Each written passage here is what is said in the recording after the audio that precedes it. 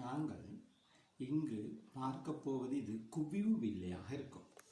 அடுத்ததாக இப்பகுதி, அதாவது இம்மேற்பரப்பு குழிவானதாக காணப்படுகின்றது.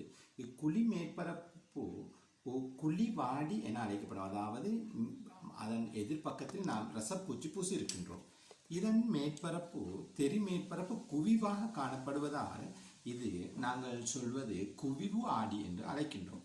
நாங்கள் குவிவாடியை பயன்படுத்தி எங்களுக்கு ஒருபோதும் மெய்பிம்பத்தை பெற முடியாது. மெய்பிம்பம் உதாரணமாக நாங்கள் ஒரு பொருள் ஒன்றை வைக்கின்றோம். பொருளுக்கான பிம்பத்தை ஒருபோதும் மெய்பிம்பமாக பெற முடியாது. ஆனால் நாங்கள் ஆடி கூடாக இதன் பிம்பத்தை அவதானிக்கக்கூடியதாக இருக்கும். இவ்பிம்பத்தை நீங்கள் பார்க்கும் போது உங்களுக்கு விளங்கக்கூடியதாக இருக்கும். இவ்பிம்பம் உருச்சிறுத்ததாக இருக்கும், நிமிர்ந்ததாக இருக்கும், எப்போதும் தென்படும். ஆகவே நாங்கள் குவிவாடியில் இடங்களை மாற்றினாலும் அதன் பிம்பம் ஒரே விதத்தில் இருக்கும். ஆனால் குழிவாடியை கருதும் போது நீங்கள் பார்க்கக்கூடியதாக இருக்கும். குழிவாடியை பார்க்கும் போது இந்த குழிவாடியில் தோன்றும் பிம்பம், அதாவது இவ்விடத்தில் பாருங்கள், நாங்கள் இதில் மெய்பிம்பம் ஒன்றை பெறுவதற்காக அதாவது குழிவாடியில் மெய்பிம்பமும் தோற்றுவிக்கப்படும், மாயபிம்பமும் தோற்றுவிக்கப்படும்.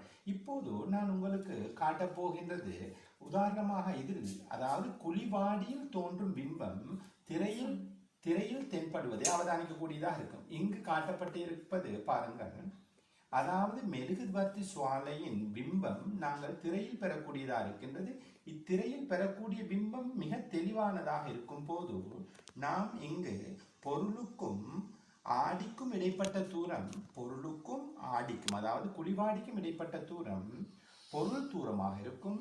ஆடிக்கும் பிம்பத்துக்கும் இடைப்பட்ட தூரம் பிம்ப தூரமாக இருக்கும். இதனை எங்களுக்கு அளந்து கொள்ளக்கூடியதாக இருக்கும். அதே மாதிரி நாங்கள் வெவ்வேறு தூரங்களில் பொருளையும் பிம்பத்தையும் மாற்றலாம்.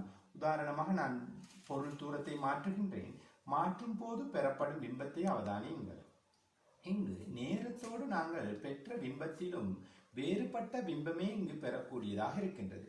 அதாவது நாங்கள் தூரத்தை மாற்றுவதன் மூலம் ஒரு பெருத்த பிம்பத்தையும் பெறலாம், ஒரு சிறுத்த பிம்பத்தையும் பெறலாம். ஆனால் இங்கு பெறப்படும் மெய்பிம்பம் எப்போதும் தலைகீழானதாக இருக்கும். உங்களுக்கு அவதானிக்கக்கூடியதாக இருக்கும் சுவாலை தலைகீழாக அவதானிக்கப்படுவது.